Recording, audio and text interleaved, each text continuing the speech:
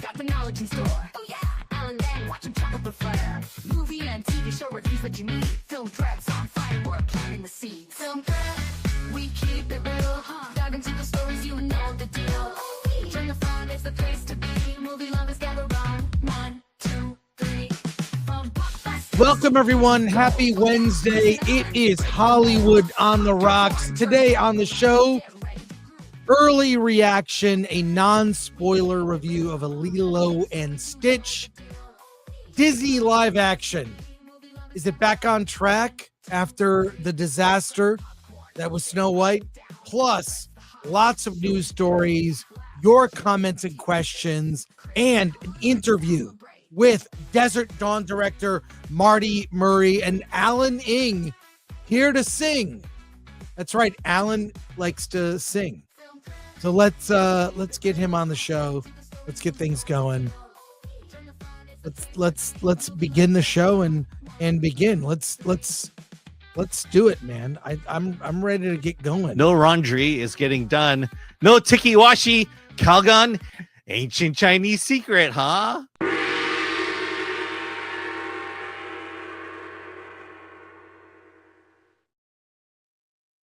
Alan.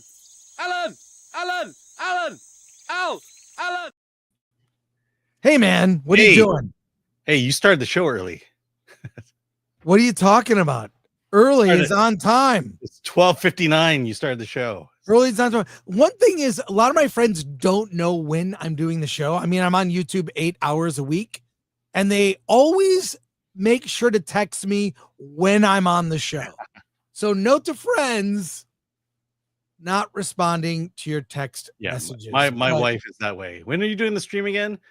Same time as the last 3.5 years. Yeah, exactly. And what was Alan doing last night, I wonder? What was he doing? I'll tell you what he was doing, because I have video proof. This was us last night at the Alamo Draft House in downtown LA. Alan, tell us why we're here. For the pizza and the pizza. No, tell us about this event. Yeah, we're here to do the tasting menu. Yeah? The Alamo Draft. Look at that. Party on, guys. For the drag queens. Dante, tell us more. We are at a party where hosted by drag queens. I don't You're know why. right outside the restroom here. What's going on? What are we doing? We are having drinks. Hell yeah. Are we in the right line? Yeah. I think We we have are. not moved. Yeah. Bartenders suck.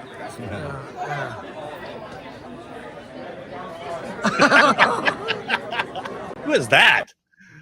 And that was the great content that you'll get if you sign up as a member on the channel. You'll get to see stuff like that. Us hanging out at the in You're the like bar. my dad with the movie camera. Hey, start saying something. How hard is it to say, hey, There's we're at a Alamo drag Draft queen House. behind you. We're at the Alamo Draft House in downtown LA at a party hosted by some drag queens, oddly. And we're in the bar and we're tasting the new menu items from Alamo Draft House. But that's it. That's all you got to say. Hum the theme to Sherlock Holmes right now. Sherlock Holmes, do-do-do-do-do, Sherlock Holmes, do-do-do-do. Sherlock Holmes, do-do-do-do-do, Sherlock Holmes, do-do-do-do. Sherlock Holmes, do-do-do-do-do, Sherlock Holmes, do-do-do-do. Sherlock Holmes, do-do-do-do. And that's, there you go. It's I am the new John Williams. You are. No. But let's see who's here today. Let's go. Hey, some comments. Hey, from Lord Comet. Hi, from 5. Good afternoon, Chris Gore and Alan. Saw Chris Gore with Nerdrotic. Hope it was a great time had, dude. Miss hearing from ya to the Chris Gore. That's great. Thank you, Lord Comet. Appreciate you. Appreciate you a lot. Thank you. Connor Dorian or Charlie Manx for 5. Did you see the teaser trailer for the TV series It? Welcome to Deary. That will be coming on HBO this fall. Yes, I saw it. I thought it was weak. I don't think we're gonna play it and react to it right now, because we'll get hit because it's HBO. But I wasn't impressed. I didn't like it. I think it's kind of pointless. So is it is it the book that's just put out? It's like a prequel to the movies in a way. But the movie had a prequel. You know what? I don't really care. I thought the first movie was good. Second movie didn't really stick the landing. And why do we need this soon? We are remixing pop culture too quickly. Because no one wants to try anything new. Yeah, I was not impressed. It's pronounced dairy. I thought it was Deary. No, it's dairy. Dairy. Like dairy. Lord Thoth, punch it, Chewy. Punch it, Chewy. ADLS 24. Is that Frank's new girlfriend behind Alan and Dante? Yes, it was.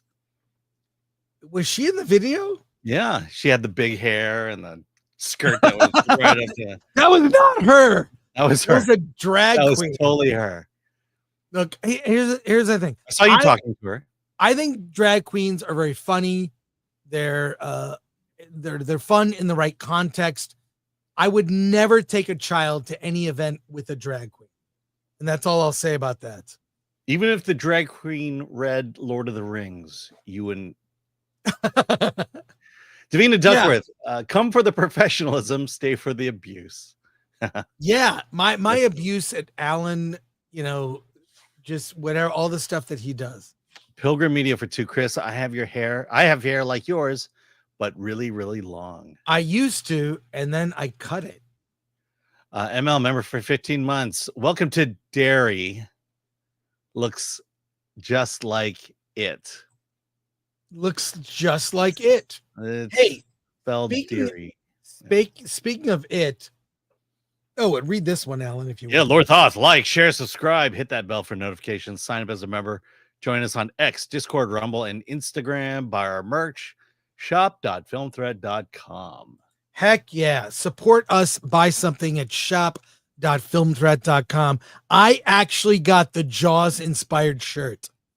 I have tickets to see Jaws both at the Egyptian and the Aero Theater in Santa Monica. And I don't know which screening to go to.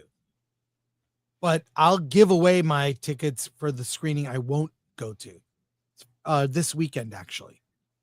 So should be a lot of fun. When's the last time you saw Jaws, Alan?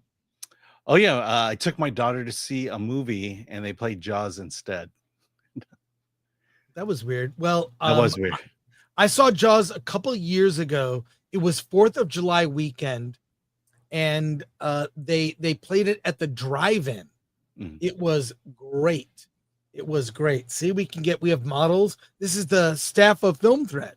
I know. Actually modeling the different types of Jaws shirts that Jaws inspired shirts. We have others. I got the Camp Film Thread one too. The tank top or the t-shirt? The Camp Film. I got both the tank top and the t-shirt. So I like the shirt with the back of it with the VHS tapes. I love it. It's on brand, as they like to say, on brand. So there you go. All right, we have a lot to discuss today, so let's get to it. Alan, Memorial Day box office predictions. Looks like it will be a very good weekend at the box office, and Hollywood needs it at this point. Let me get to the story here. And if you would. Yes. Go ahead and read. Yeah. Okay, here we go. Over Memorial Day weekend, the domestic box office is expected to roar back to life, led by Disney's live action Lilo and Stitch and Paramount's Mission Impossible: The Final Reckoning. Lilo and Stitch is projected to dominate with 150 to 160 million projected. Yes, I said that. 4,410 theaters, with some analysts predicting that even higher turnout thanks to strong advanced sales. Meanwhile, Tom Cruise's latest Ethan Hunt adventure is targeting a robust 75 to 85 million from 3,800 theaters. With support from holdovers like Final Destination and Sinners, the weekend could challenge 2013's record 306 million Memorial Day haul. Internationally, Lilo Stitch could do another 125, globally bringing it to 275 million. Strong start for a film with a $200 million production and marketing budget. On the action front, The Final Reckoning is gunning for a franchise best opening, hoping to eclipse Fallout at 61 million domestic, 200 global. But an eye-watering $400 million price tag, the stakes are sky high. The studio is betting big after previous installments, Dead Reckoning 1, underperformed, crushed in the wake of Barbenheimer, which dominated the cultural and box office conversation 2 years ago. Will this be Stitch Impossible, The Final Reckoning? Is that what this? Are they going to try to come up with a Barbenheimer name for Lilo and Tom, maybe? Lilo and Tom, what do you think? Yeah. I don't know if they will, because everything I've heard people try to combine it with sounds horrible. Right. But I mean, the Barbenheimer thing, it's not necessarily the films, but it's the fact that you have two major films coming out at the same time, both of which have distinctly different audiences and therefore won't cannibalize each other. And both movies may come out strong.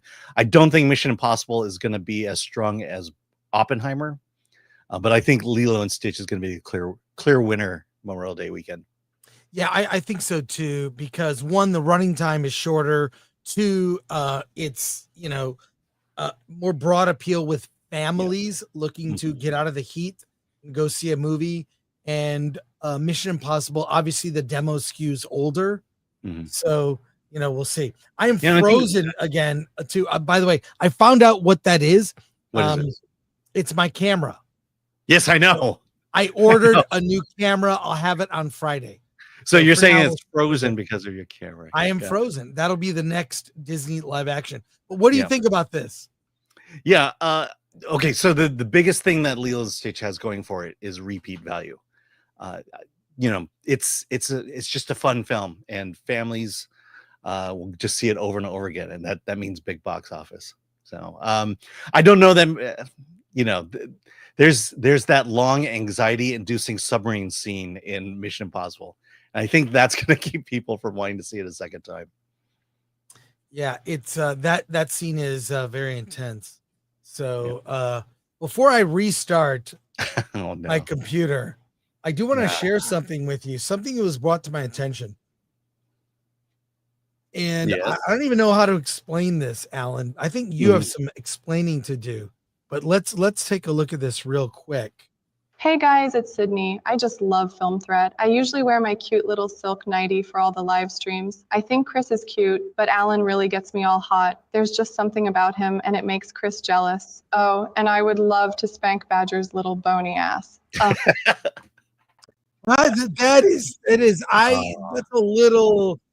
is maybe a little out of line. I think it's in line, and I'm all for it. Cool. Well, Alan, talk to the chat while I restart my computer. Okay.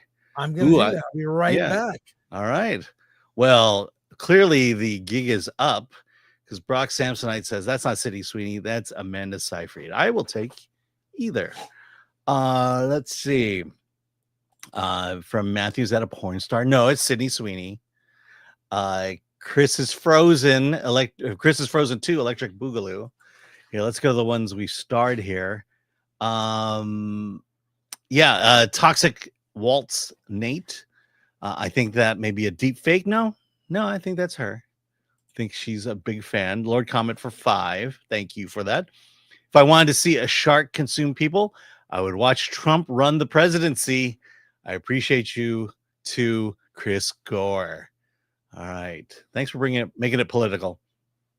Pilgrim Media for 2. What are all these kids saying about Pedro tanking Fantastic Four? Yeah, I don't know. He's doing press for other movies. I don't know why that would make Fantastic Four bad. ADLS24. Paramount needs Final Reckoning. Paramount needs Final Reckoning needs to hit Maverick's numbers. Yes, I don't think it will. I mean, if the first one underperformed, I think the second one's going to come in around the same number. Yeah. So, all right. Thank you, Alan, for taking care of that. I appreciate it. Moving By the on. way, Cannon Barnes became a new YouTube member. It's great. It's great. All right. Alan, it's coming. Alien Earth is coming. And they're doing this. I got this video. They're doing an activation in Vegas. Activations are like these ways to promote a show, a movie, a series. They're live events, right? And here it's on Instagram. I have the link to share with you and show you what they did to promote this thing. And I had it here somewhere. But I don't know. What's your anticipation for Alien Earth?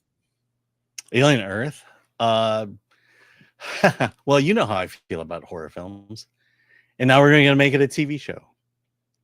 So I guess people who love aliens are going to love Alien Earth. The question is TV shows never live up to the hype. Well, yeah, but let me see this. Let's just take a look at what this is. They're doing it at Area 15, which is kind of interesting. So let me just, I don't know, how do I make this full screen? Series. Step into the mysterious debris of the USCSS Maginot spacecraft, where Prodigy Corp scientists will guide you through recovered alien specimens and classified materials. The interactive exhibit puts you face to face with the planet's greatest threat in an adventure that brings the upcoming FX series to life.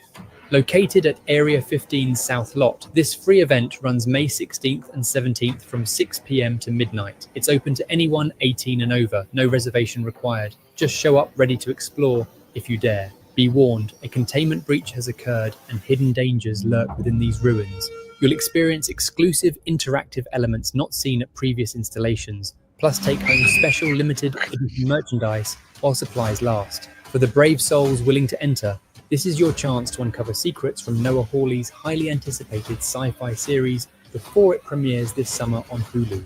Details in the comments. I'm your Vegas navigator. Follow for everything Vegas. So it's one of those activations that, you know, is meant to promote the show. That's fine. I still haven't seen anything that convinces me Alien Earth isn't necessary. What do you think? You saw Alien Romulus. I did see Alien Romulus. I did finally see Alien not too long ago. Yeah, I mean, these activations are just, you know, I wish I could tell you that I loved going to these activations. They're cool. They tend to be too short. They tend to not be worth the money. But if you're talking about the TV show, you know, again, you know, when has the TV show ever been as good as the movie, or at least delivered on the promises that the movie has promised on? But I'm sure it'll get a good audience. Yeah, you're making me be all pessimistic, and then you're gonna leave me out hanging out there with that comment. No, I'm just like, I don't know, like your thoughts on it. You know, I'm just curious. I think we discussed yesterday. I'm just not a TV guy. Yeah. But you're an alien guy. Yeah, of course. I love aliens. I love horror movies. Yeah. Keep reading your email. No, I'm trying to pull up the link to the next story that kind of relates to this. Okay. Which is one of the weirdest and dumbest stories we may cover here ever on the show. And that is this. So we saw Alien Earth. Okay, that's a fine, you know, activation to promote Alien Earth coming to Hulu. But SMURFS is coming to theaters. And in an event that probably no one cares about, they broke the Guinness Book of World Record for the most people dressed up as SMURFs in Landernau, France on May 17th. That's right.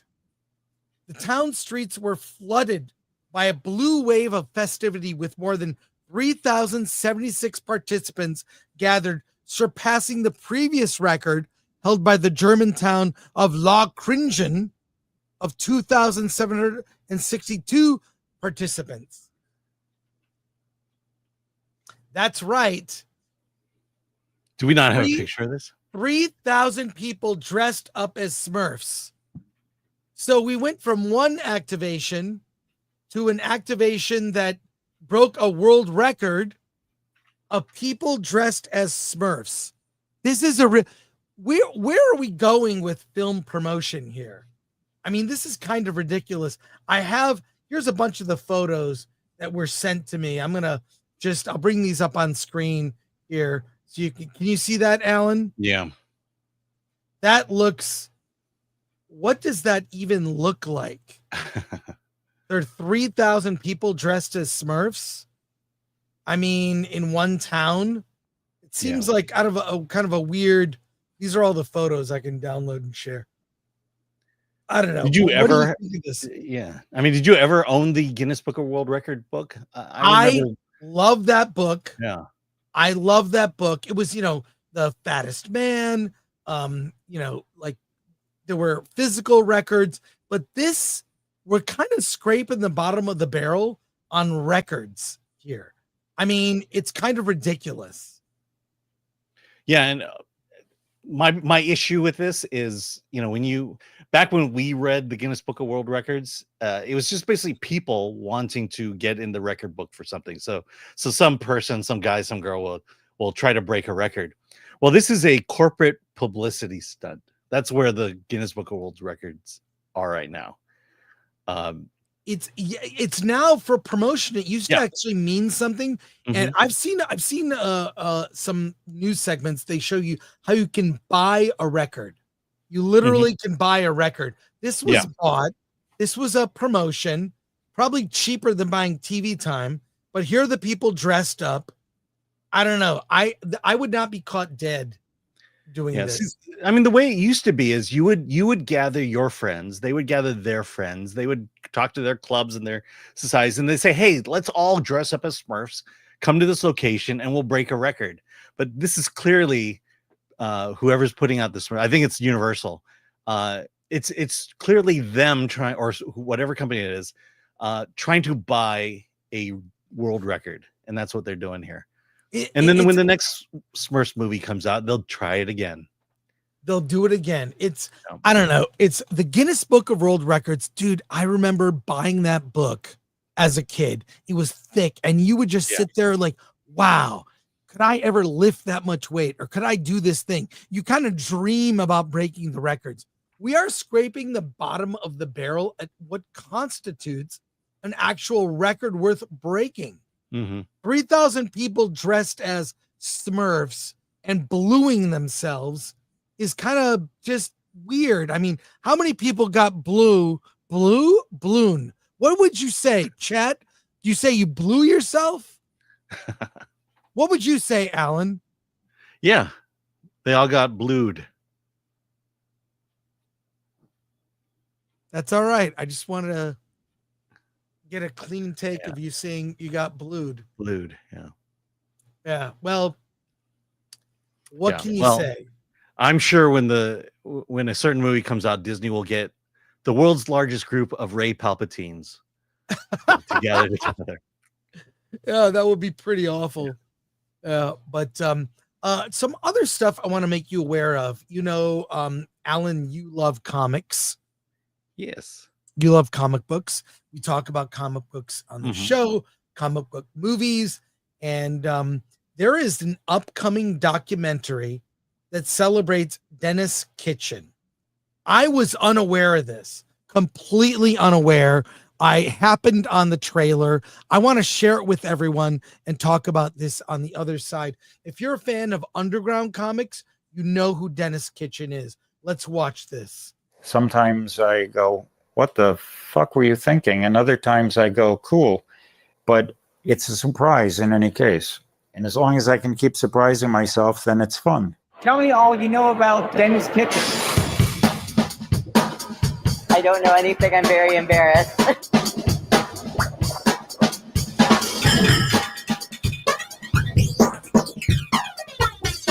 I know the myth around Denis Kitchen, like this legendary cartoonist from the underground movement, like alongside names of Robert Crumb and Harvey. Comics are a great medium to expose a lot of hypocrisy and things like that. That's a lot of fun. You really want to start with the foundation of the Comics Code in 1954. The code allowed them to sell things without having to deal with angry parents. It really emasculated the whole comic book industry. Comics were being censored, and the stuff that was, to me, the most interesting to read was the stuff that was getting squashed. It didn't begin with Friendly Franks, and comic censorship was not going to end with Friendly Franks. I called it the Comic Book Legal Defense Fund.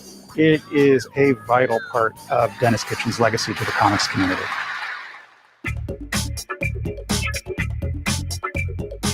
Welcome to the Valley of the Dolls. If you don't like it, I get it. It's very hard to find a publisher. There are one or two who are fairer than others, but for the most part, these are a bunch of pretty exploitive sons of bitches.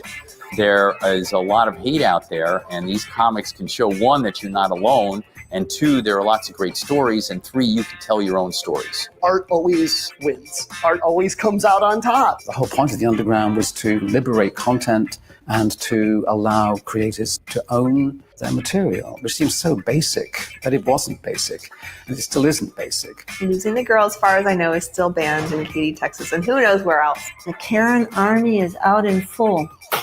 God damn it. Denis was one of the most ethical people I've ever known in comics or anywhere else. His word was his bond. Hey, wait a second, guys. I am not done yet.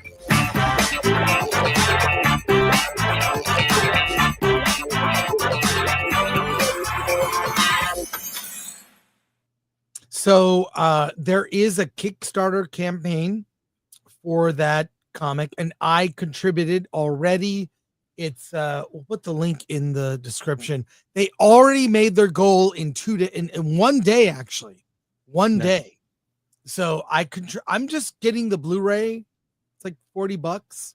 So yeah, I'm excited to see this. I assume it's done because it comes out this fall. So that's got to mean that it's almost finished. Yeah. So yeah, oddly compelling, the Denis Kitchen story. I've been a fan of the non-superhero comics, for a long time. Like everything from mentioned in that trailer, Harvey Picar, Robert Crumb, among others. So, and Kitchen Sink Press was at the forefront of that. So, and just the Comic Book Legal Defense Fund that helps, comic shops that have people coming after them is a great thing. So that I can't wait for this doc. And the trailer looks good. Mm-hmm. Yeah. I may actually contribute to this. I mean, it sounds like this is just a Kickstarter to sell DVDs. Yeah, well, look, I contribute to a lot of Kickstarters that just that's kind of how it's sort of a pre-order for comics and movies. I do prefer when they're not like, hey, we're gonna try to make something. It's like at the end, you need money to finish something. So just, Yeah, you kind of contribute in faith that they're gonna actually complete it. But I what I like about this is, a lot of these comics. I mean, certainly my comic book store never sold these underground comics, but we had certainly heard of it, and it just seems like today, with the likes of Kickstarter and other things, that a lot of these indie comic book creators and indie filmmakers, there's an audience now that's open to you, and that you don't need to have one of the big publishers behind your project. You can just make it. Look at Rippaverse for an example. Absolutely. And just I don't know, it's a way to find out about different documentaries, people making films, comic books. I buy a fair amount of comics on Kickstarter. So and I'll look at the deals. and I'll pick my reward, so to speak. Yeah. I mean, I wish I could think of one off the top of my head, but I know we've reviewed a lot of documentaries about underground comic creators. We've brought people on the show Yeah. for campaigns that I contributed to Yeah. the movies. So I like that. I love that. Hey, I've been in that position myself. We're gonna go to comments, but I've got and we'll get to Lilo and Stitch. But before we do that, we have a trailer we can show. Hopefully we don't get hit with this. I've got a trailer to show. Alan, do you believe it? Yes. No, I don't believe it. Really? Here we go. And Let's that's when you look put- at the trailer Look at that. for Look at Zootopia. that Disney. Disney's the greatest company ever. We'll get to that. Let's look at the trailer for Zootopia 2 coming from Disney.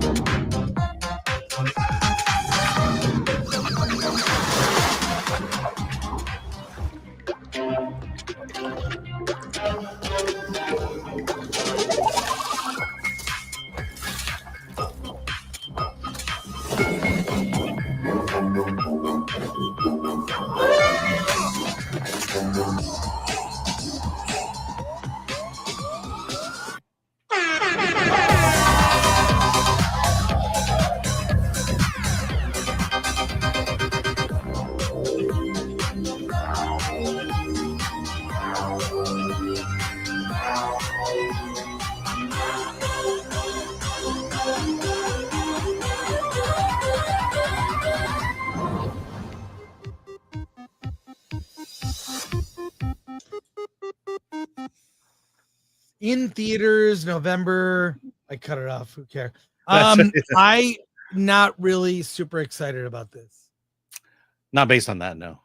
I mean, Yeah, it's I'm a not. teaser. All your friends are back, plus new ones. Yeah. What do you think, Alan? You're a big animation fan. Yeah, I mean, I like the first Zootopia. And again, this is just showing you everyone's back. I guess Kiwi Kwan is that snake named Gary. But Gary Gary I is think the it's- name of the snake. Yeah, let me verify that real quick here. Kiwi Kwan Gary the snake. Well, there you go. Yeah. I mean, I thought the first one was clever. It was a different take. You know, it was all these animals. Do they actually get along? The predator and the prey, do they get along? So it was clever. I don't know about this one. I feel like we don't need a sequel to everything. Well, it's Disney. Yeah, that's not Yeah. going to happen. Yeah, my daughter fits in the category, especially when the first one came out. She was the perfect age for it, and she's looking forward to it. I guess everyone's back. She likes the characters. But Well, there you go. there you go. Well, something I'm looking forward to. F1 IMAX tickets are on sale now. Alan, you may not know about this. They announced today an early access screening for F1, and immediately Universal City Walk was sold out. Within like minutes of this posting, there are tickets. It's the Monday before the movie opens in IMAX. They're on sale now. You can go to imax.com/movie/F1 for a list of theaters. And one thing that we discovered, you're not going to believe it, Alan. Guess what? What? There's a popcorn bucket. There is an F1 popcorn bucket. Here it is, available at Regal. It's a helmet that you put your popcorn in. How clever. I have never seen someone buy one of those buckets and then put their popcorn in the bucket. Have you? Because it would kind of ruin the plastic and get it all greasy. Yeah. But that's I couldn't tell what that was, and then I was like, oh, I thought, what is that? The back of a motorcycle? No, it's a helmet. Yeah, what was that popcorn bucket I bought you last? It's the Darth Vader one. Yeah, so I bought it. I bought the Darth Vader popcorn bucket. And then I didn't realize that it came with popcorn. And fortunately, they just put it in a tub and gave it to me. But yeah, I don't think these popcorn buckets were meant for popcorn. No, they weren't. But there was, by the way, there is a Jurassic World Rebirth bucket. Yes, it exists. It is here. It's the incubator dual container. Oh, that's also Regal. That looks like a Mr. Coffee. It does. It looks. It's pretty uninspired, to be quite frank. Yeah. Very uninspired. Dual container. So it's a drink and a popcorn container. Sure. Yeah, I would bet the body is the drink, and then the plastic. Yeah. What the hell? I can't. Okay, let me zoom in on that. There it is. There's a dinosaur in there, and then maybe does it hold your drink also? Yeah. These are getting less and less practical.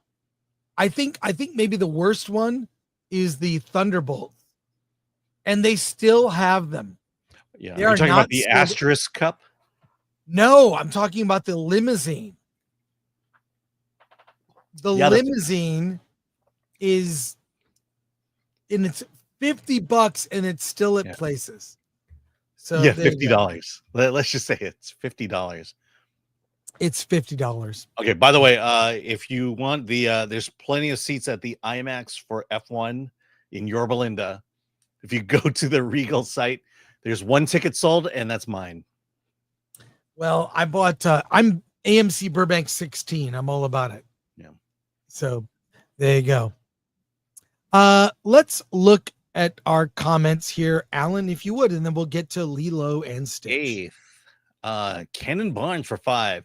In my opinion, Lilo and Stitch could make in total 125 up to 2 billion, in overall box office. Do you think it will get a sequel? I believe they're setting up for a sequel potentially, but yeah, $1.25 billion to 2 billion. It potentially, it definitely could reach that $1 billion mark. I think if they do a sequel to Lilo and Stitch, they should start almost immediately. Yeah. Because that girl is 6 years old in the movie. We'll talk about it shortly, but she'll be like 8 or 9 by the time they greenlight a sequel or they go into production on a sequel.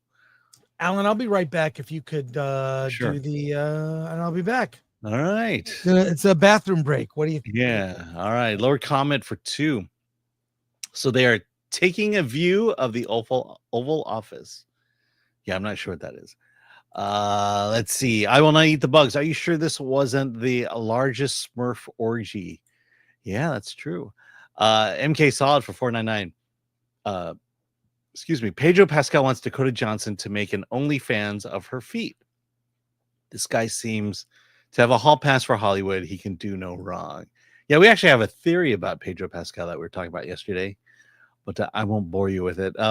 Pilgrim Media for 2. We have voluminous piles of underground comics. Yes. I think that's what's going to save comic book shops now. The old issues and underground issues. Fun with collecting. Chris, you rocked the Nooner. Alan, you were spoken of highly. Yeah, I missed the Nooner. That's not true. Oh, what did you guys Alan say was about me? Not spoken of What did highly. you say about me? I'll say nice things behind your back. Unlike, I don't think you say nice things behind my back. I'm not sure. I say great things about you. I say you were awesome on Attack of the Show. That's cool. Anyways, I even tell people, you know it when we're together in public and people come up. I say, yeah, Chris was on TV. Yeah, you try to embarrass me every time. It's funny. I will not eat the bugs. There was another comic creator that went to jail for doodles and zines. Mike Diana. Do you know that? Yeah, know I him? don't know about that case, but it's I don't know. People like to come after comics for some reason. Yeah. They're weird. Well, I mean, the underground comics, it's the fact that they hit subjects that are not politically correct. D. Goodhart, Dennis Kitchen was one of the greats. I was so much into the undergrounds, but loved what he did with Will Eisner / The Spirit and Mark Schultz and Xenozoic comics. Xenozoic Tales. Yeah, I remember Cartel. Xenozoic Tales. And the Will Eisner Spirit was great. Mhm. Or Comic for Two, my TNA underground comic stuff didn't sell either. Yeah. Pilgrim Media for 2, Mr. Ing. The new Zootopia is so gay. Like, yeah, Thank you. it certainly could be. Doc Possum, is that popcorn bucket in the shape of Brad Pitt's head? Not as far as I know, but it might be his helmet. Yeah. Might be his helmet.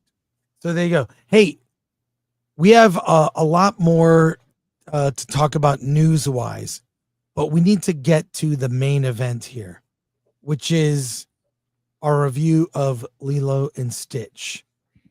To be clear, I am a straight man. And I am too. And I'm super straight. But And I am also engaged in a heterosexual relationship. Yeah, and we're both straight. We want to get that. Yes, I'm in a heterosexual relationship. I'm putting it out there. I'm all on board with breasts.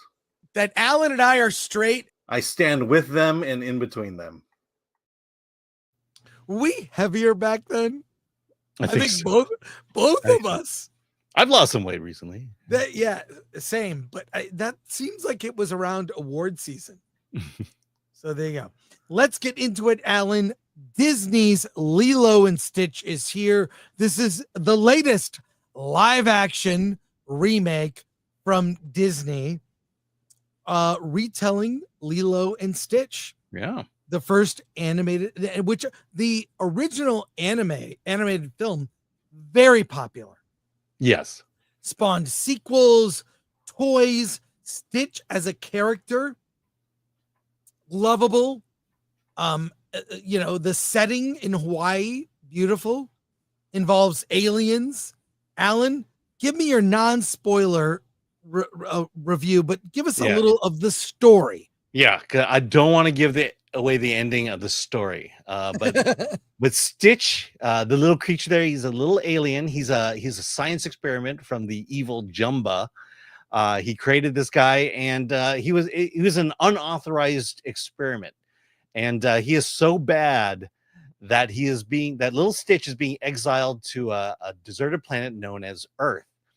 But he escapes and decides to go to Earth anyways, but they need to kind of keep an eye on him. So he sends Jumbo the creator and Pleakley, an alien who is an authority on Earth, to go and find Stitch and make sure he's secured, and possibly maybe they need to eliminate him, maybe. But while on Earth, Stitch runs into a little girl named Lilo, who is sad because she lives with her sister. Their parents had passed away. The sister is in danger of losing custody. The older sister is in danger of losing custody of the little sister. And to make matters worse, Lilo adopts Stitch as her puppy dog, and all hilarity ensues. So can Nani get her act together and prove that she could be a suitable guardian for her sister, or will the evil social services agent separate them forever? That's Lilo and Stitch. Well, now, I don't want to give away the ending, though. But the ending, I'll say there are elements, a couple things here. One, and we'll get into it more on Friday. Yeah. There are ways in which the movie, the live action, is different than the animated. Yeah. They added characters that were not in the animated film, the cartoon. They added one character, and they got rid of a few. Let's put it that way. Yeah. They streamlined it, I think, for budget reasons. Yeah, that's the thing I got from this was it looked like they saved money making this movie, and I'll say that that's not necessarily a bad thing. What they removed really wasn't that much of a problem, but I'll say the original animated movie is much richer in story than the live action, which is even though the live action is longer. Yeah. The original animated cartoon is 85 minutes. It's tight. This is an hour 48. So, it's under 2 hours. Minutes. Yeah, we're talking 15-minute difference here. Yeah, but look, I'll just say this movie is not made for me. I thought the original cartoon was fine. My daughter loved it. Loves Stitch. In fact, I tried to get her to go with me to this movie, and she didn't want to go.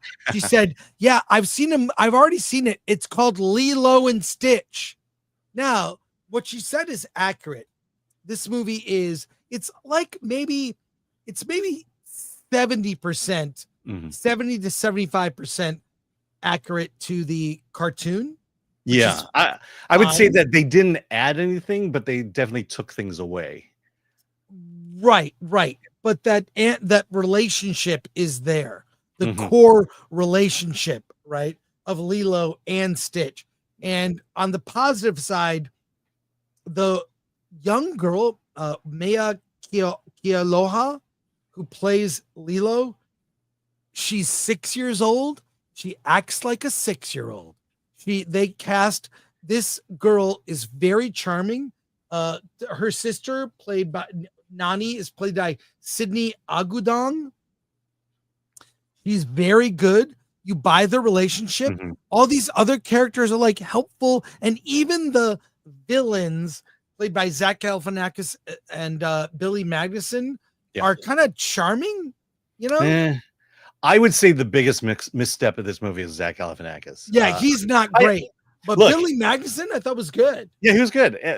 My issue with Zach Galifianakis is, I mean, I come at it from a fan of the original, because Jumbo was David Ogden Stiers. He had this really deep, menacing voice. You know, it's that kind of, I'm a bumbling scientist.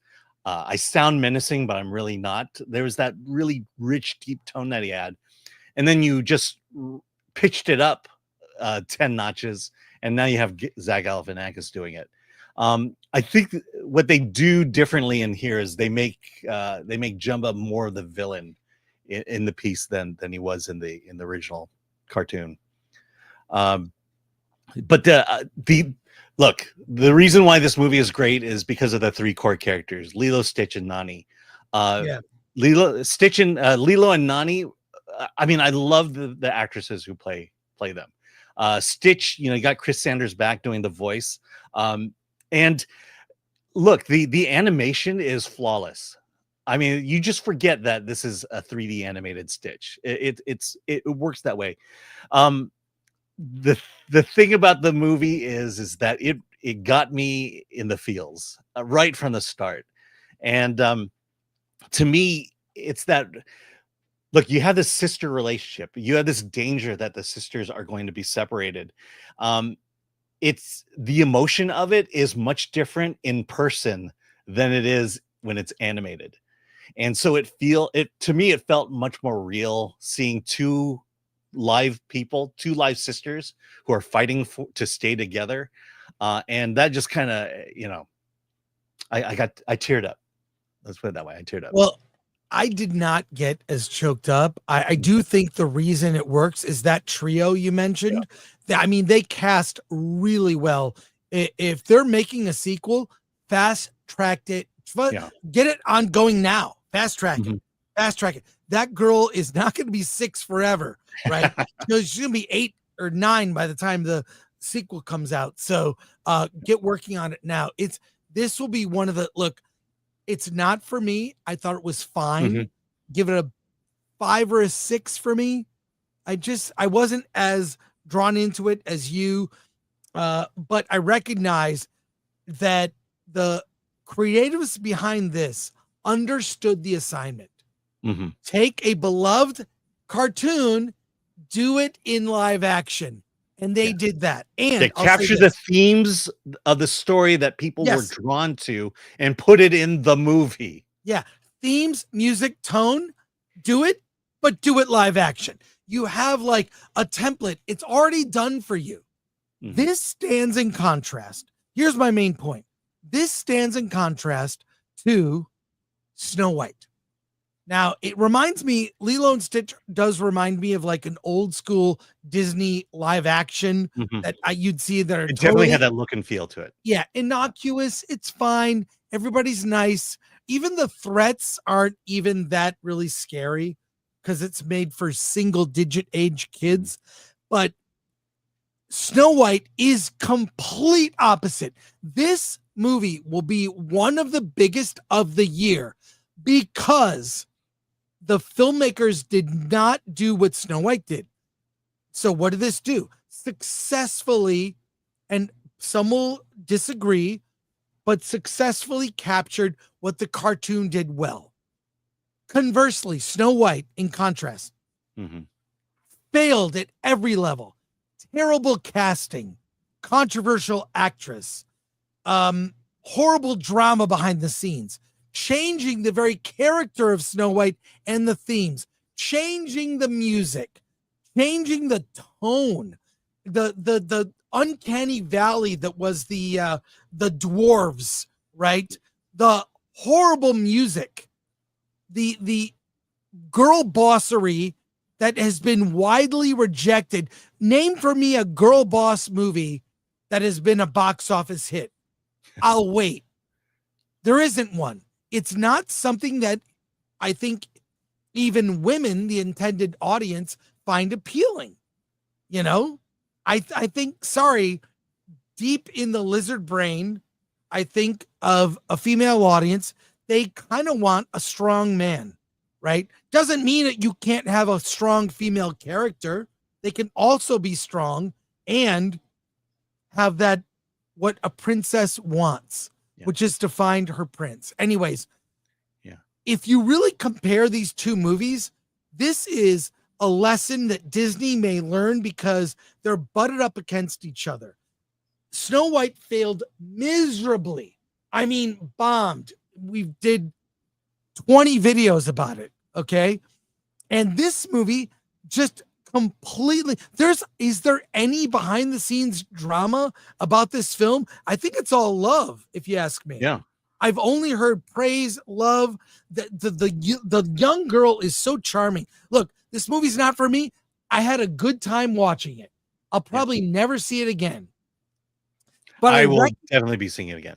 You'll be seeing it again. Okay. But I recognize that if I'm Bob Iger, I see, wow, Snow White bombed. We probably shouldn't do that again. Wow, Lilo and Stitch did the very opposite.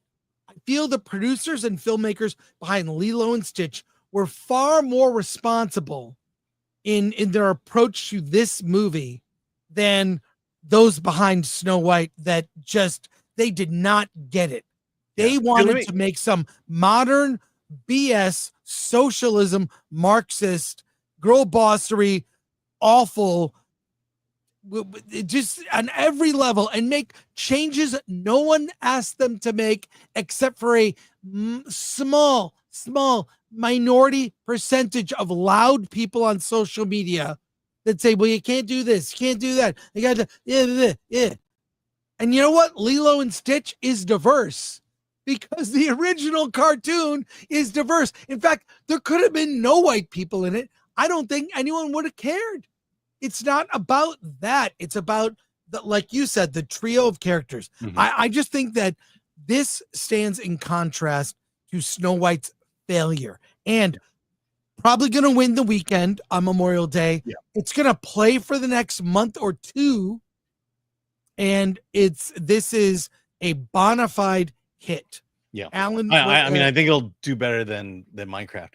To your point, look, I think what happened here was they said, all right, if we're going to make Lilo and Stitch live action, the producers asked themselves, well, what were the themes? What were the emotions? What were the elements of Lilo and Stitch that people loved? And then they said, make sure that's in our movie.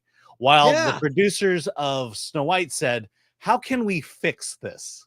Right. How can we make this for a modern time? How can we take evil racist Walt Disney and correct everything he's done and we're going to do that, and people will love it. And you know which one people loved and which one didn't.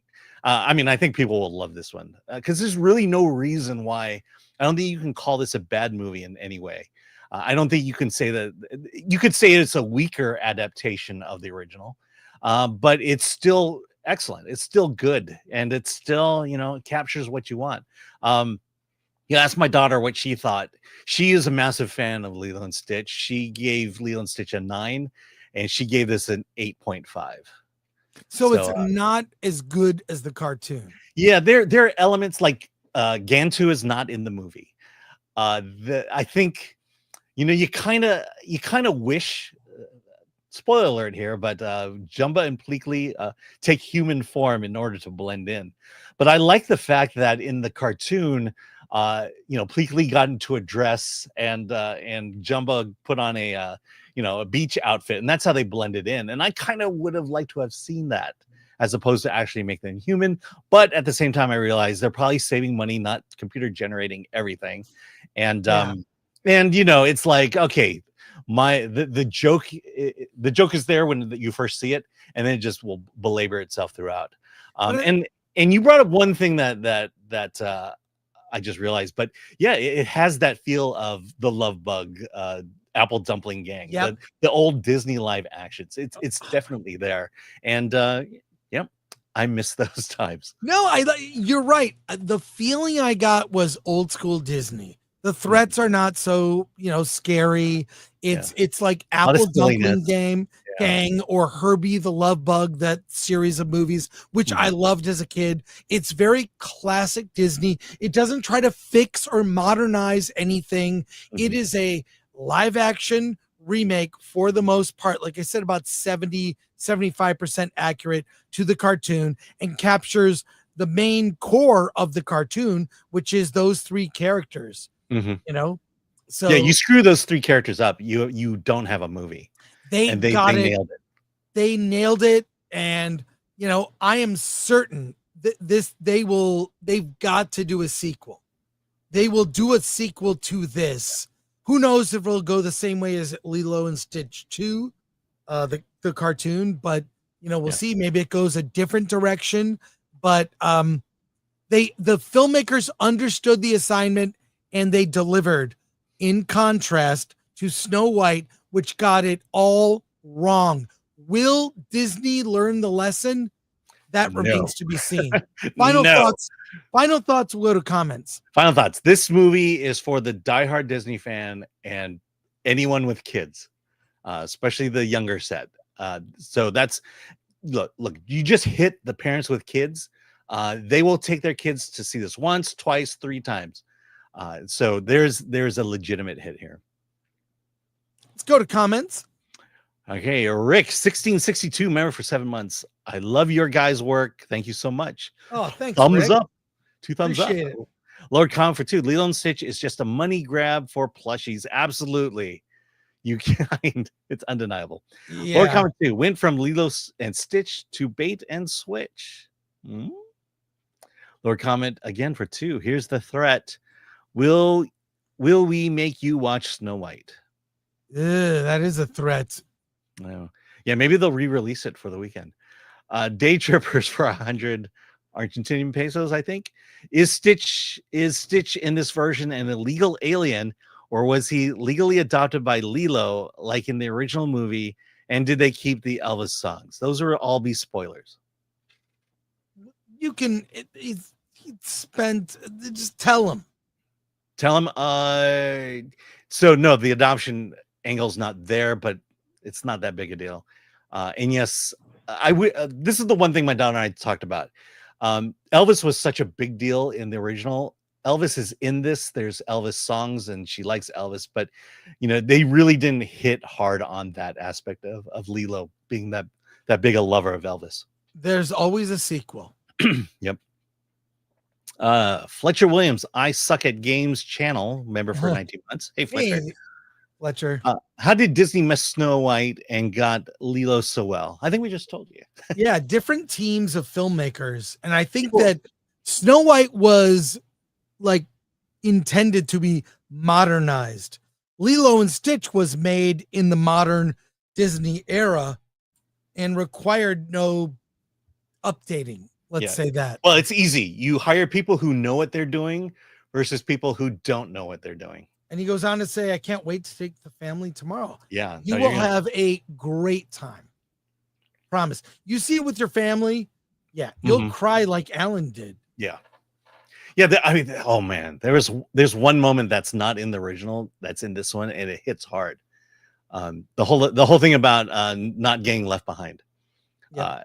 Oh man, Patrick Lemire, Disney's bread and butter is safe, well-crafted stories for kids that parents don't have to worry about, and no alphabet politics. 100%. Bingo, Patrick. Bingo, 100%. There's none of that. I mean, nothing political, not even an illegal alien story. They didn't try to shoehorn in some modern messaging. Yeah, and that's why the Apple Dumpling Gang and the Love Bug Lasso are still good. They're not dated. Yeah. Aaron Charman actually started tearing up at one point. Yep. And my daughter was jumping up and down on her seat near the end. Yeah. Oh, that's great. There you go. That's an endorsement. The Nerd Far Away. I'll sum it up, y'all. Ohana means family. Oh, that's great. Yeah. Yep. I mean, it's got those modern cultural, it's Hawaii. It's beautiful setting. There's surfing. At resort, there's it's pretty to look at. Yeah. Solomon Thornton, Lilo and Stitch is from my childhood era. Love the TV show as well. Yeah, funny story. My friend, a good friend of mine, was a writer on the television show. And when the day Lilo and Stitch came out, he invited my wife and I to the Walt Disney Studios. So we got to do the luau there at Walt Disney. And then I got to go to his office and see the writer's room for Lilo and Stitch, the TV show. It had a giant map of Hollywood right in the middle of the table there. It's pretty awesome. We have the director of Desert Dawn, Marty Murray, joining us in about 20-25 minutes. But we have a couple more news stories to get to. Let's talk about this one, Alan. Yes. Hey, the LA mayor is noticing some things are kind of a problem here in Los Angeles. And the mayor, if you bring up you want to? Yeah. You want me to bring it up? No, I got it. I got it here. I have the story. LA Mayor Karen Bass wants to cut the red tape required to get a movie made in Hollywood. Alan, give us the bullet points. All right. So from our favorite Karen, LA Mayor Karen Bass has issued a new executive order aimed at revitalizing the city's struggling film and television production industry by cutting through bureaucratic hurdles and streamlining on-location filming processes. The directive seeks to simplify and speed up the permitting process, reduce fees, and improve communications between city and filmmakers. Bass specifically wants to make it easier to shoot at iconic city landmarks like Griffith Observatory, the Central Library, which have traditionally been difficult to access despite technically being available for filming. Additionally, the order proposes reducing the number of required on-set city officials to lower costs and improve efficiencies, addressing long-standing complaints from industry professionals. In tandem with the local effort, Bass continues to advocate for more robust state support, endorsing Governor Newsom's proposal to increase California's film tax credits to $750 million. However, she acknowledges that tax incentives alone aren't enough, particularly given the complex and exclusionary requirements that make it hard for some productions, especially independent ones, to benefit. Since taking office, Bass has also formed an entertainment industry council, implemented recurring industry task force meetings, and backed the development of 8 million square feet of new production facilities in Los Angeles. Yeah, I do like the fact that she has created more bureaucracy to go over how to make Hollywood more attractive for filming. I'll just say about this. There is an effort by Justine Bateman to recall Karen Bass, and I'm all for it. Too little, too late, lady. You were in Africa at a party while LA burned. F you. F you. You are not the person to fix this. Resign would be my advice, and do us all a favor. Or maybe talk to our president about how you can bring production back to America and, yes, Hollywood. I'm just so annoyed at these politicians who only get interested in solving a problem after the city burns. Well, your city is burning, Karen. People are leaving, and you did nothing before. This is untalented people in these positions. This is being the mayor of LA is not some honorary position where you get to show up with a giant pair of scissors and cut the yellow ribbon. You have to do some work. You need to meet with leaders of industry, say, how can we bring production back to Hollywood and LA? I think it's a press release. I see nothing changing, and I'm annoyed at this more than anything. So we'll see. But I also believe this, sadly, that she will remain in office, that efforts to recall her will not succeed, and she will be voted in again because people, they don't think about policy, they think about my team. Well, get off of that because it's not working. I'm just so, this affects people I know, you know, it's personal. Friends have been out of work for a year. Friends of mine. Friends are leaving, moving to Arizona. They're moving to Washington. They're moving to New Mexico. They're moving to Texas. They can't survive. This is not enough. And the way, look, I already know how it's going to go. The way she handled the fires in January, I'm done. I'm done with her. Too little, too late. Alan, what are your thoughts? Yeah. I mean, you brought up, this is good news for those of you who lost your home in a fire and are trying to rebuild. Karen Bass is going to cut red tape for Hollywood productions. I mean, that's good luck with that. Yeah. Good luck with both. But the fact that this is the story we hear about, because I haven't heard a single story about her, what she's going to do about easing the permitting process, making rebuilding homes quicker and faster. No, but good. She knows who her constituents are. She knows who her voters are, and she's appealing to them right here. It's Hollywood. So the rest of you can go to hell. But more productions. There you go. Let's go to comments here. All right. We'll start right here, Alan, if you would. Yeah, from accident seller for 50 Norwegian. Yeah, I'm sorry. I'm tearing up just thinking of Lilo and Stitch, not because I'm sad, but because I'm happy. I don't have kids, so I don't have to watch that effing shite. MK Solid, in the 80s, everything was shot in LA. It's a shame. Yeah. Then in the 90s, it moved to Vancouver. Lord Khan for 2. What a real bass hole. Correct. Fletcher Williams, I Suck at Games channel. How is Chief Karen going to fix the red tape when she rules over the tape? Agreed. And what's funny, Ron Sharman gifted 5 Film Threat memberships. Thank you for that. Appreciate that. Check out our exclusive videos. Andy Makes Star Wars became a YouTube member. Thank you so much for that. And look at this. I don't know if you saw this comment here. Yeah, that's what I'm saying. It's related, but cutting the red tape is paying me some money. Right. They had the CEO of Chase Bank because one of the Chase Bank branches burned down in the fires. And he essentially said they might as well call it blue tape because it's not the red. It's not the Republicans that are preventing. Oh, very astute. Very astute, Alan. Hey, switching gears. Harvey Weinstein speaks. He is currently in jail over charges that he was untoward with some actresses. Yes, am I avoiding saying certain words? I am.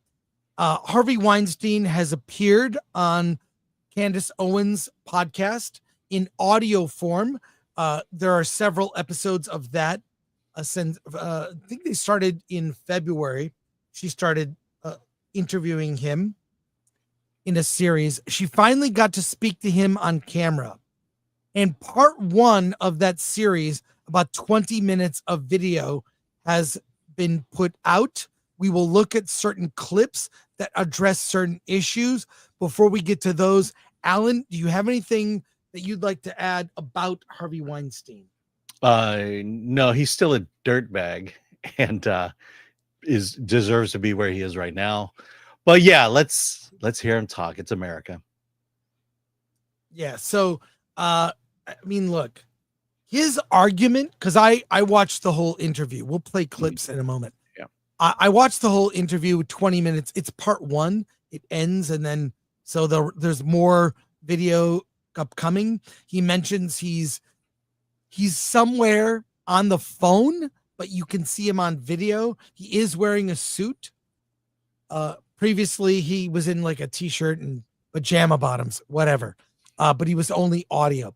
In this, he addresses his behavior. Let's just say this. His argument is he's a horrible person. He is an immoral person who, in a transactional way, approached actresses for favors. Now, what he did may be immoral. Obviously, he cheated on his wife, but he's saying what he did is not illegal. I'll leave that for the courts to decide. I'll say that he does mention in here about taking a lie detector test, and I'll say that with his lie detector results, where he says he's proven innocent, I believe him, because I think in the sense that I believe he believes he's innocent, right? But I think the people that the actresses for which he made advances and proposals, indecent ones, they see it differently. So make of that what you will. You have not seen these clips. I have not seen this. No, I will eventually see it, but I've not seen these.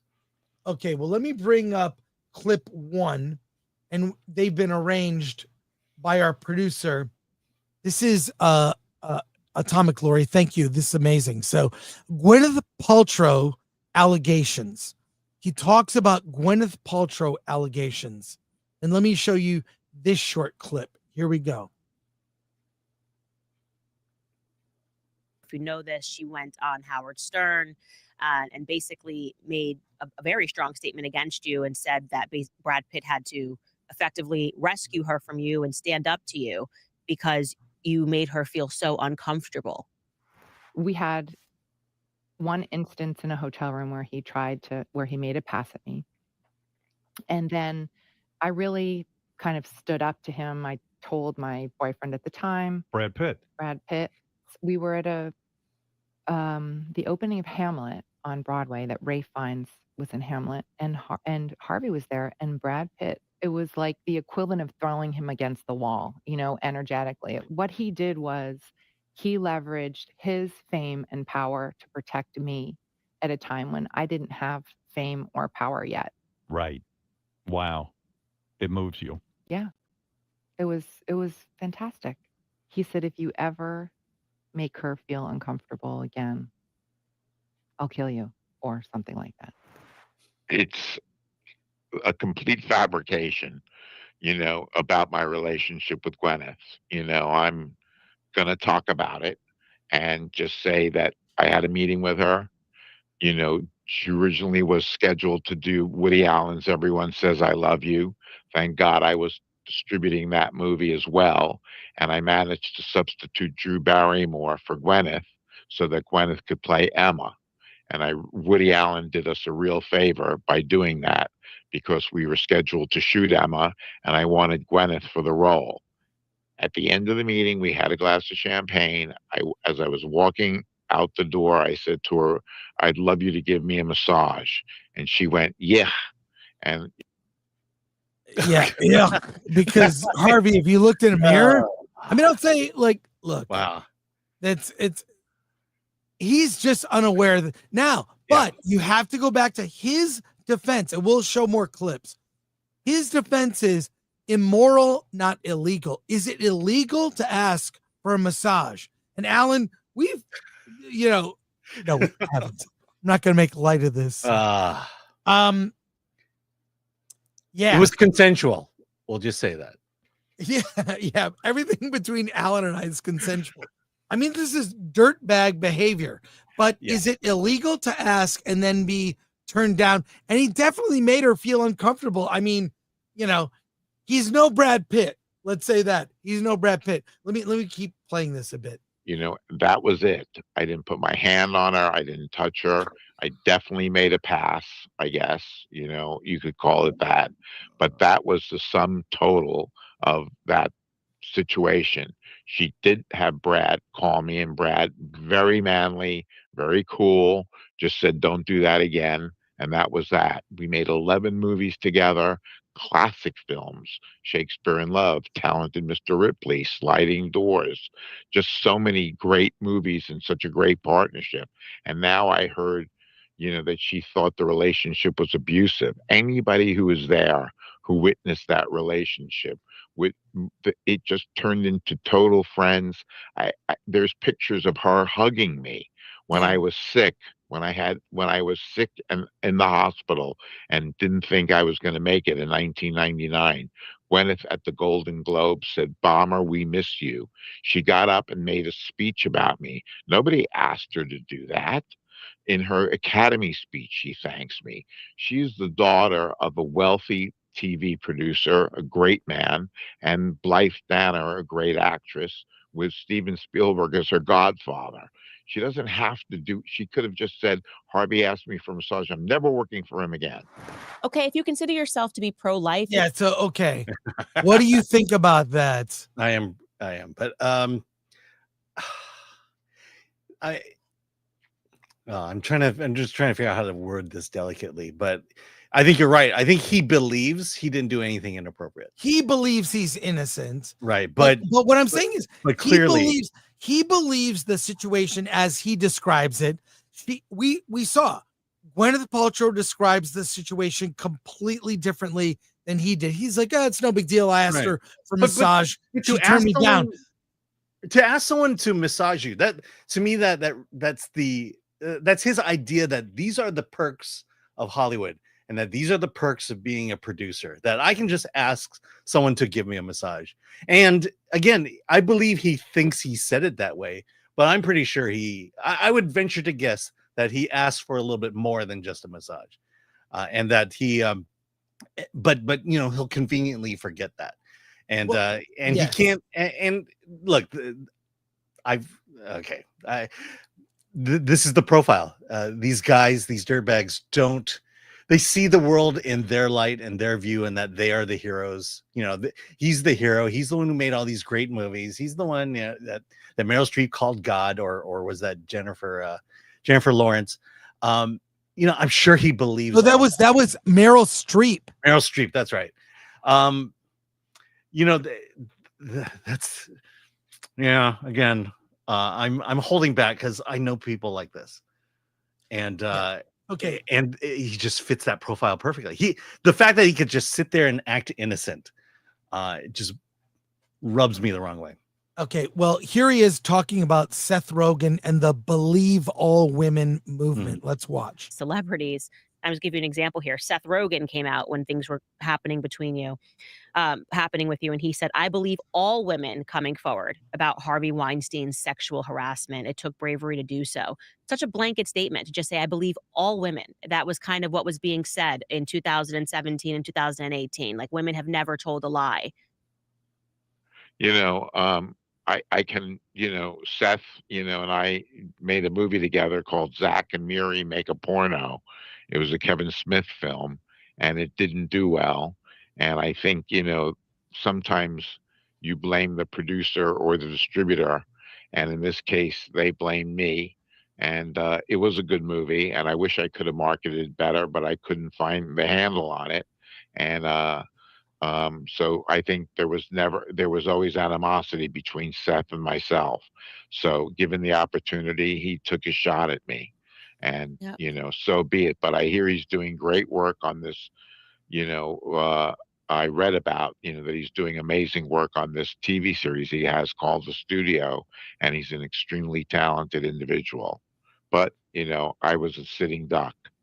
Yeah, and look, a lot of these people, I think it was step on his head while he's drowning, and it will help you. And I'm sure their PR agents were saying, you don't want to get caught up in this. Make the right statement, or you're going to get burned by this. But like I said, some people took it, I think, a bit further. You and I had discussed, and I don't know if we're willing to talk about this, but Anyways, okay. I don't know. To believe all women. I think the thing that people there have been cases like Aziz Ansari comes to mind. Mhm. Went on a date with a girl. They had went an badly. intimate. It went badly. They had an intimate moment, and then she wrote about it for a online magazine, and he made him sound like a horrible person. But when you break down what she accused him of, I think she just regretted how she acted on the date. It didn't go all that Regretted well. the decision she made. Yeah. And look, with all these things, there are two sides to every story. The truth, I'm going to guess, is somewhere in the middle. It's not this way. It's probably not Harvey Weinstein's version. Probably somewhere in the middle. I've got one last series. Well, hold on. I want to, I think to defend Seth Rogen, yeah, he said that, but I'm pretty sure he had friends who had involvements with Harvey Weinstein, and he's bringing those interactions into that statement. And so for him just to flippantly say, well, we had a falling out and therefore he's doing this, I'm pretty sure it was a little bit more than that. Well, and the other thing about victims of abuse, what I have found is, and believe all women, what I have found is the most delicate way I could say this is the actual victims of abuse sadly tend not to speak up, and the ones who want to benefit from their tragedy are the ones who speak up, and unfortunately those are the ones who tend to stretch the truth a bit versus the ones who actually go through the abuse and can't defend themselves and can't it's such a traumatic event. To talk about it is almost more tragic or more traumatizing, and so therefore the real events tend to go silent, which is the sad truth about everything that's happening here. One more point I'll make is that there is a cumulative effect. If you keep hearing about Aziz Ansari, it was like there wasn't a bunch of women. Yeah, it was one instance. There wasn't a whole bunch of women saying, I had a bad date with Aziz Ansari too. They didn't. With Harvey, there were many instances. Yeah, it never happens just once. It happens Yes. over and over and over again, and that was Harvey. And there you go. So one last clip here about Ashley Judd. Let's take a look at this. These different things, and followed up and did the research before they wrote the article. Ashley Judd's claims are, ridiculous. I stood in a hotel room. I never touched her, came on to her, nothing ever. I fought for her. They said I banned her on a movie. I fought for her on Good Will Hunting, and I lost that battle. I thought she would have been fabulous in that movie, and I think she would have gotten an Oscar nomination. But, people could forget. All it is research. There's an article in the Washington Post, if you Google Ashley Judd and Harvey Weinstein, and said that Ashley Judd gushed all over me at the English Patient Oscar party. There's a picture of me holding her hand. And when she went on TV, she said, see, he's pulling me. He's pulling me. I was just holding her hand, pushing her into the party, bringing her in.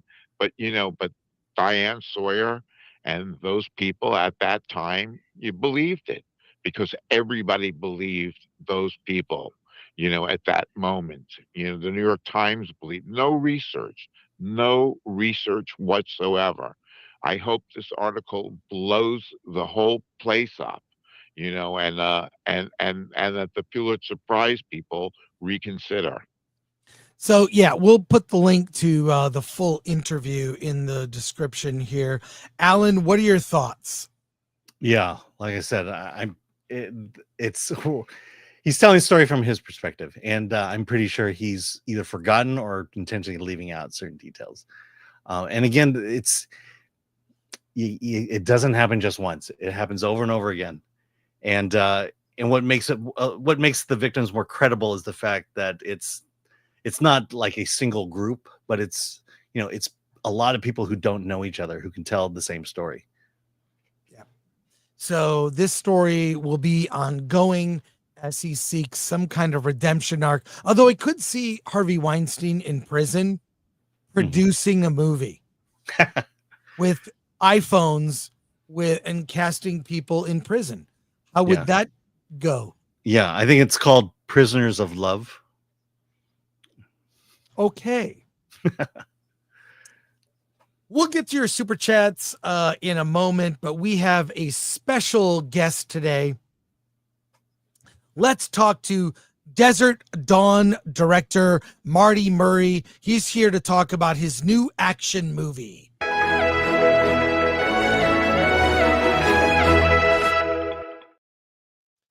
Hey, Marty, how's it going, man? Hey, guys, how are we doing? Doing great. Good to see you. Yeah. Desert Dawn is out. Yeah, good. Where are you right now? It's very beautiful view. I'm in Chicago. I'm in a backyard, my hideaway. This is my, if I could do this, my think tank. Hey, TV. Look at that. Above ground pool. Love it. Of course. Love it. True Love it. Midwestern style. There we go. Let's talk about Desert Dawn. I took over the room. There you go. Tell us about your movie Desert Dawn. Tell us about Desert Dawn. Sounds good. Desert Dawn, if I have a bad signal, I'll move inside. Okay, cool. We definitely have a delay. Yeah, definitely have a delay. Yeah. All right, we'll move inside. I'll make the Let's make the transition. I have that. We do have a storm coming through, so. Oh man! All right, I miss inclement weather. Being from the Midwest myself, Michigan, I love Michigan. Yeah. A nice rainstorm. It's nice and humid. You really feel the weather. There we go. We're getting the whole tour. There's a good signal. There we are. That's good. That's fine. Work out fine. But tell us about the movie. So we filmed in a tough moment, if you remember, with the strikes happening. So it pushed 5 months, but in doing so, it allowed Kellen and I to have some discussions about the script, as it had so many different things that were going on that he wanted to become more a part of, and I was super glad to hear that. Last thing you want is your lead to come in going, well, I don't know, what do you think? I really don't know. He was very, very, very well prepared, and he asked the producers and I to stay involved with the script and the story and the writer, and kind of build the characters as we're going, as they evolve, because we had, in casting certain people and him not knowing who was going to be that, cast member for particular roles, he felt it evolving. So it was great. He felt it as I did. So it was great. Yeah. Well, you've got a great cast. Kellen Lutz, Cam, I can never pronounce Cam's last name. I'm going to go with Gignay. But it's the butchering of it because I don't have the French accent. There you go. When said correctly, it's killer.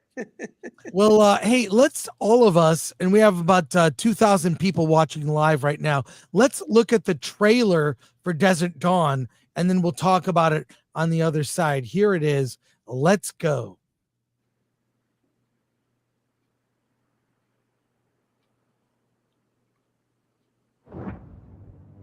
I, Luke Easton, do solemnly swear that I will support and defend the Constitution of the United States of America against all enemies, foreign and domestic. Let me introduce you to our new sheriff. It's gonna be a fun adventure working with you. Luke, good to have you back, son. Did you get a chance to see Cheyenne yet? I never should have left. And we did too. What do we got? We have a suicide. We have a murder.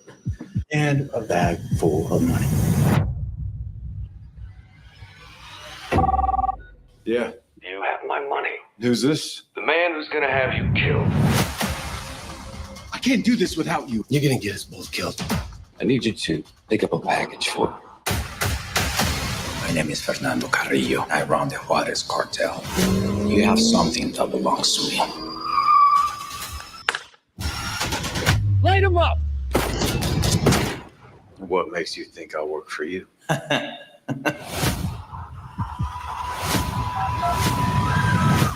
you gonna do?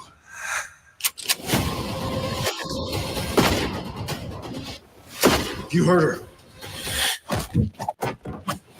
I will kill you.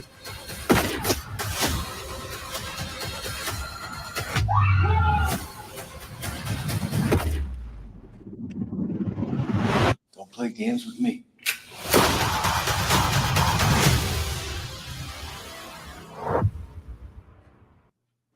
Nice. It's obviously it's got elements kind of Western mixed with like a cop thriller. Yeah, we good. That was the plan. We like the New Mexico, Nevada vibe. Mexico. We need to sell the story that, hey, this is the middle of where it happens. We're on the border. Anything can happen at any second.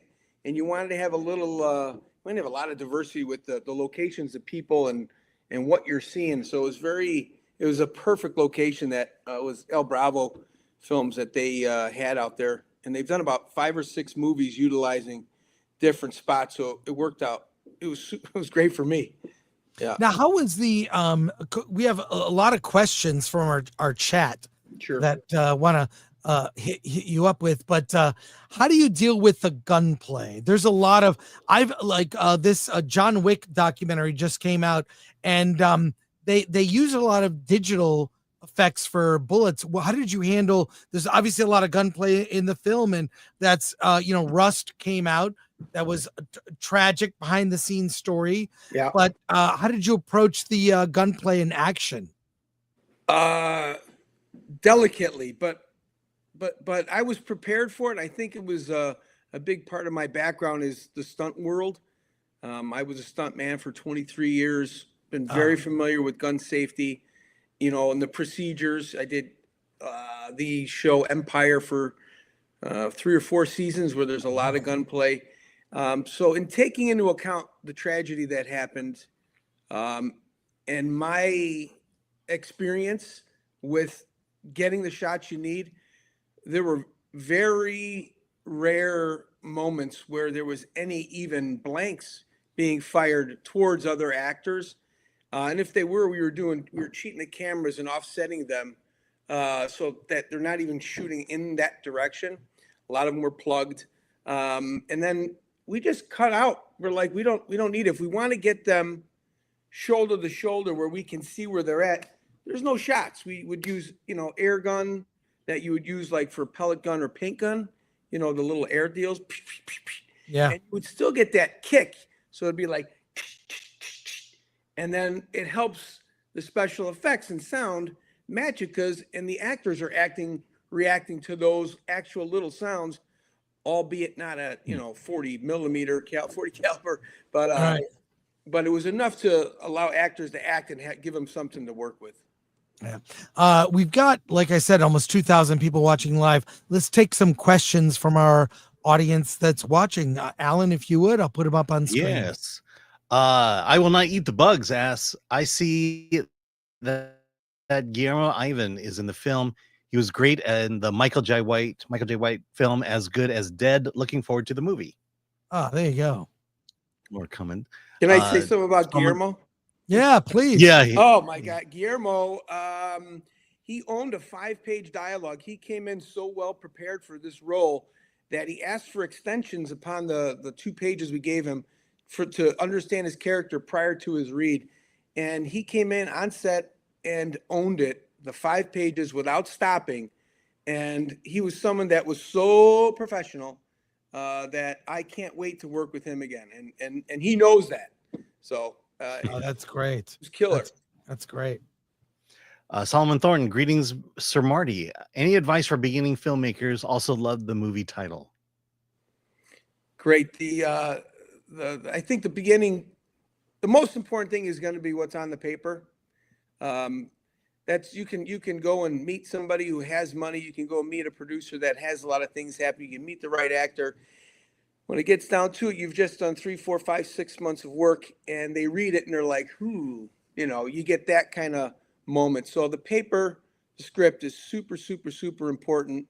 And when you talk about the script, that title, that came out during the filming, and Marty wants the desert. It's got to be desert, and then our producer looked over and he said it, the title, and because we were doing a shot at dawn. I'm sorry, and then there's other interesting things to that title, but I hope you loved it. I mean, it was a team effort right there for sure. Is there advice you would give to a new filmmaker regarding doing an action film? You know what? There's a lot of good stunt performers that do previses now. And I think it's a great idea to take a stunt coordinator or stunt person even and go with them, work out at their gym and get an understanding about how people fall, how they react, where they're going to fall, and how you sell that shot using just your iPhone or your whatever phone you have. And that'll start to get you in the right position to be in the right position to get the shots you'll need. And you'll start to feel the energy within the people, what felt real, what felt fake. So you don't have to do it when you might be doing a 5-minute short or a 15-minute, or you're trying to do your 30-second reel. I would highly recommend grabbing somebody. They love to do it. They love to do it. And it's 900% of the time for me, it's been free because it's you're improving on filmmaking and make it safer and helping somebody build up. All right, ADL's 24. Cam Gigadu has never played a role that wasn't memorable in. Do you remember the first time you saw him act, and how did you work with him on approach the part of John Seitz? Well, I saw him on Twilight, working with Kellen, and they had a rapport that was like I have brothers, so it was kind of like big brother, little brothers, middle brothers fighting with older brothers. Or a cousin, you guys know how that might go, or sisters. I have 2 of those. Anyways, they had that rapport on camera, and it was really cool to see that they didn't really have to say words a lot of times. They could just throw that look out there, emphasize it without yelling, just kind of give a lean in moment. And that was a big thing that I remembered about Cam and what Kellen had, that energy between them. And I hoped that would come out in this film. That's why I asked Al and Justin Nesbitt to bring him in, and Mike Piz is like, "Oh my God, we love Cam, and yeah, I don't think they've worked together before in a long time." I go, that's exactly what we want. We want the uncomfortableness. It played into the role. They haven't seen each other and worked together in 12 how many years, and then the same idea with the story. So for me, it was a perfect fit for Cam. Awesome. Mexican Iron Man for 5. As a dad of a 12-year-old, I think we need more male action stories and movies like this, like what some of us had in the 80s and 90s. Trailer looks great. Thank you, Iron Man. Is that why you made it? Yeah, that's what I grew up on, 80s, 90s, and hearing Al needing a director that has kind of lived it, been there, done that, and wanting and able and accessible for what we needed to build for energy around the script. I was like, yeah, buddy, that's me. All right. Fletcher Williams, I Suck at Games channel. What color correction program did you use to keep the yellow and blue tones for the film? Of course, there's a coloring question. Brandon Ruiz, our DP, had the eye enough where he was showing me things on set. I don't know what program he used. Wait, it's on the tip of my tongue. wasn't what Black Magic we used. It was, but anyways, Brandon Ruiz did the color correction himself, and his program was, it's a very cool one-word name. I'll think about it. I'm sure it'll pop in there. But when he started to show me some hints of it on his lens, and after he would take it home and edit it the next day, that's when I kind of fell in love with what he was seeing. And as you know, I could only put it out there as an idea, and then he goes with what he thinks, and then he kind of brings in the tones, yay or nay, and he killed it. Yeah. All right. ADLs, how long has the screenplay been in the making? How long has this been making the rounds within industry circles, and how did it end up in your lap? What about the script stood out to you that made you want to tackle the project? Sure. Chad Law was one of the writers, and I had worked with Chad before on a couple scripts with Justin Nesbitt. And Justin and I have been together 15 years. This script had only been out 2 years, but it was never sent out. It was something that was being held for that exact right character and sub character, and with Nico Foster, Kellen, and Cam, it kind of came together at the time when everybody was losing their rights on scripts, their right on cast because of the union deal, and nobody wanted to put money up, and nobody wanted to, because next thing you're holding someone's money for 4, 5, 6 months, and that doesn't bode well for keeping your investors happy. So we showed them that we had a script that was ready to go.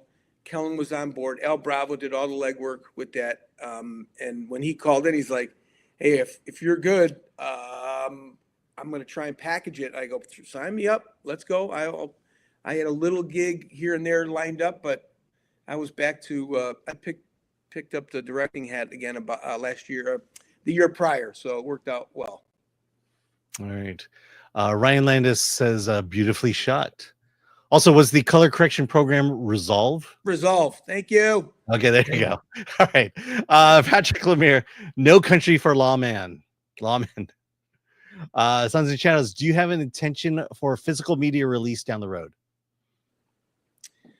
Not that I'm aware of. I leave it up to the guys with those big hats. I think it's Saban is delivering it. Yeah.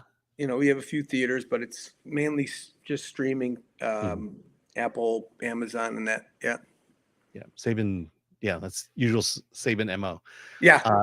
ADLs 24 with a tight 89-minute running time. Was there any footage you left on the cutting room floor, or did most things you filmed make it to the screen? Luckily, I'd say 95% of what we filmed made the screen. There was the only issues we mainly had were sound, because we'd be out in the desert and taking off and running around and chase scenes. You might lose it with a terror deck or lose your signals. There were times where I'm hanging on the side of a truck and, holding on to our microphone guy, and he's got a harness on and with me in the truck. And I go, just stay harnessed in, don't reach, but those are the funny little, we know we got to do another take. We know we have ADR.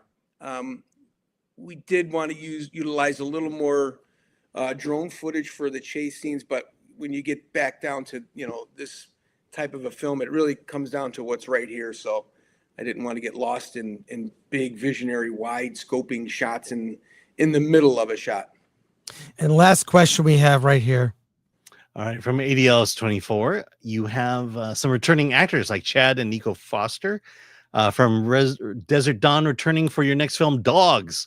What can you tell us about that project, and when will that potentially see a release?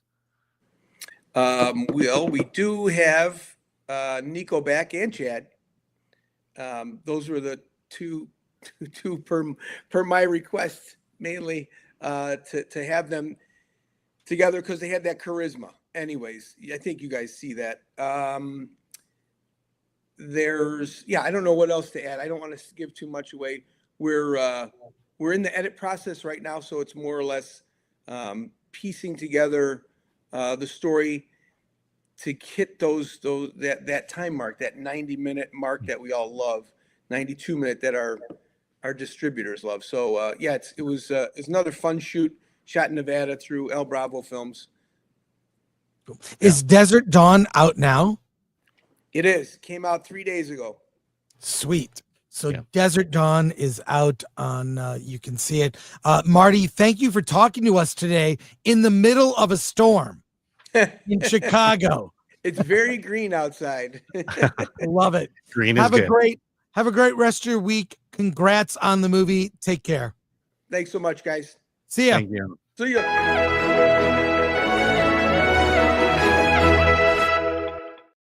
Always love talking to filmmakers, Alan. Yeah. And at 90 minutes for you, it's an automatic recommend. Yeah, it is. Hey, we've got some super chats and questions here to wrap up about previous. Yeah, we didn't want Marty to Harvey answer and other these. stuff.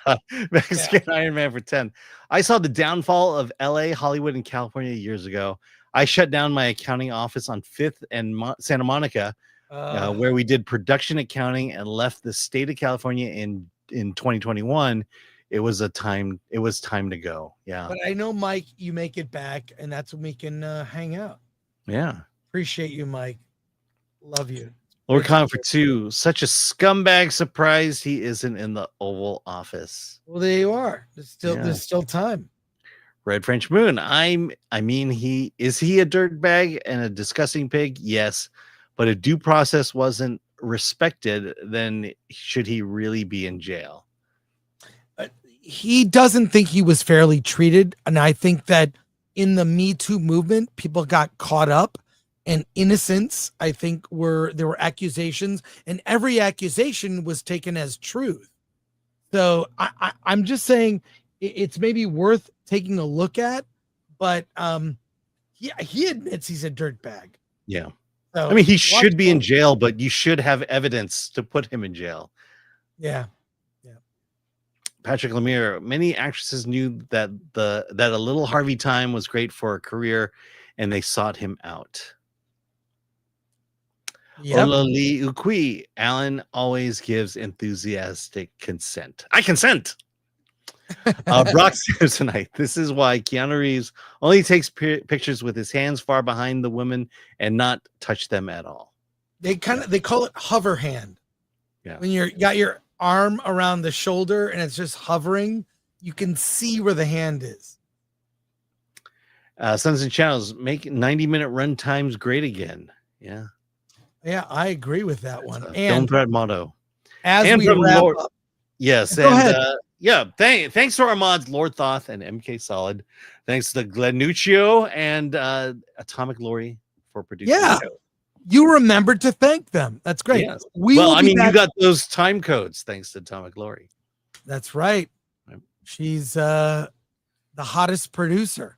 We're very lucky to have Lori. Not only that, our shop. I put in a big order in the shop for all the summer stuff. I don't know about you, Alan, but I got a Camp Film Threat t-shirt with this amazing design with the I love it. I'm sharing it now. Go to shop.filmthreat.com for all your Film Threat t-shirt needs. There you go. I want to thank Atomic Glory, Glenuccio, everyone who sent in a super chat and just chatted politely or impolitely. I don't know. And we'll be back. What are you laughing about? Oh, nothing. Am I seeing you tonight or what? Are we going to movies? I'm not. All right. Well, whatever. We'll be back on Friday, of course, with more talk. And I'm frozen again. Dang it. I'm There getting you a go. Now new. you're back. Okay.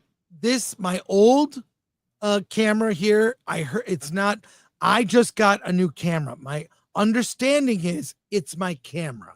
Yes. So I bought a new one. And there you go. So thank you, everyone. We'll be back on Friday with reviews, news, as we wrap up with the holiday weekend.